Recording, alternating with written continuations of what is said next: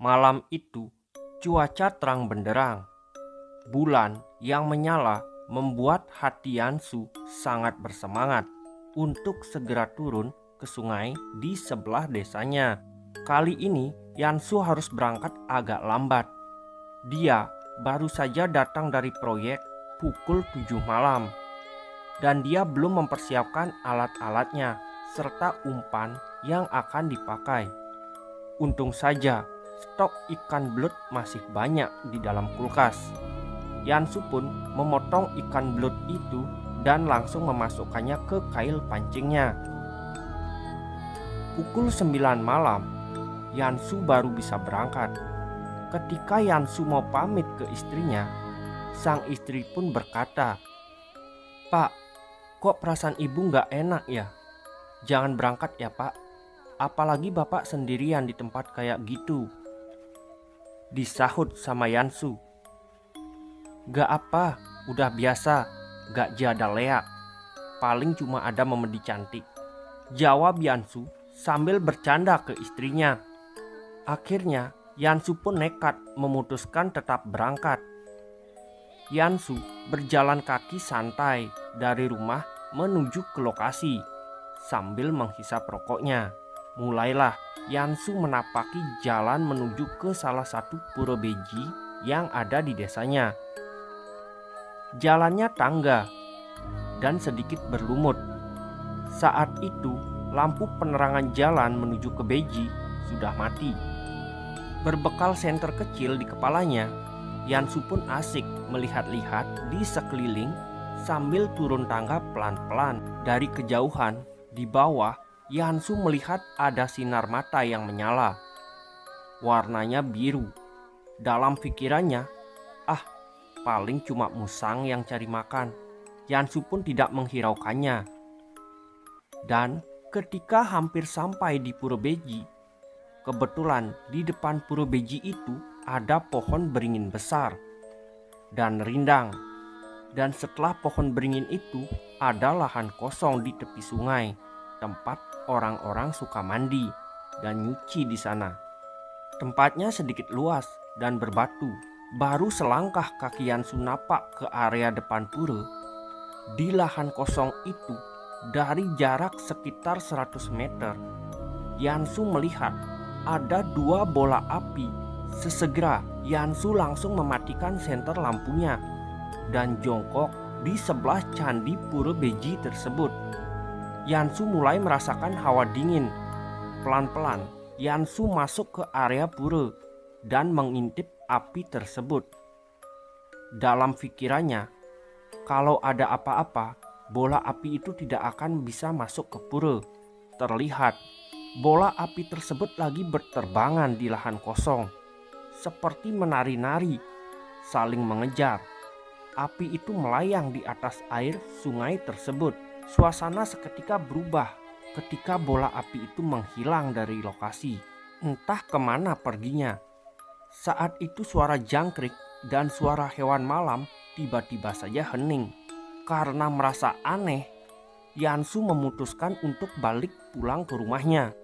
Ketika Yansu pelan-pelan menutup pintu pura dan menyalakan rokoknya, tiba-tiba Yansu mencium bau yang tidak sedap, seperti bau mayat babi yang hanyut di tepi sungai. Yansu pun bergegas berjalan naik tangga untuk pulang. Setelah menapaki kurang lebih 300 anak tangga, sesampainya di atas di sebuah ladang warga, dengan nafas yang masih ngos-ngosan, kembali Yansu mencium bau yang tidak sedap. Tepat, itu adalah ladang milik keluarga yang dimana keluarga itu, kakek dan neneknya, bisa menjadi leak. Kakek nenek itu adalah juru mangku dari pura beji yang di bawah. Yansu semakin ketakutan melewati lahan ladang tersebut. Bau yang masih menyengat menemani setiap tapak langkahnya Yansu. Dan tiba-tiba senter Yansu mulai meredup. Padahal senternya baru selesai dicas. Ketika itu pula, samar-samar di depannya ada bayangan tinggi seperti candi. Yansu pikir itu adalah bayangan pohon kelapa. Yansu pun tetap berjalan, tapi semakin mendekat, bayangan itu semakin terlihat jelas. Ketika jarak sekitar 30 meter di depannya, benar saja, itu adalah badai emas kembar. Iya, kembar, karena ada 2 buah badai dengan ukuran yang sama. Tidak isi tumpangnya, tapi badai itu wujudnya aneh. Tidak seperti badai pada umumnya yang dipakai untuk ngaben. Warnanya emas menyala, kayak diselimuti daging. Baunya menyengat. Kala itu Yansu sudah mulai ketakutan, dan dengan langkah dan keringat yang mengucur di badannya, Yansu merangkak berjalan mendekati sosok badai tersebut. Lalu Yansu pun melewati badai itu menuju arahnya pulang. Ketika dia sudah berhasil melewati badai itu, saking kesal dan emosinya, Yansu teriak dan melemparkan batu ke arah badai tersebut. Kena, kedua badai itu tiba-tiba seperti berjalan menjauh. Yansu pun pulang berlari.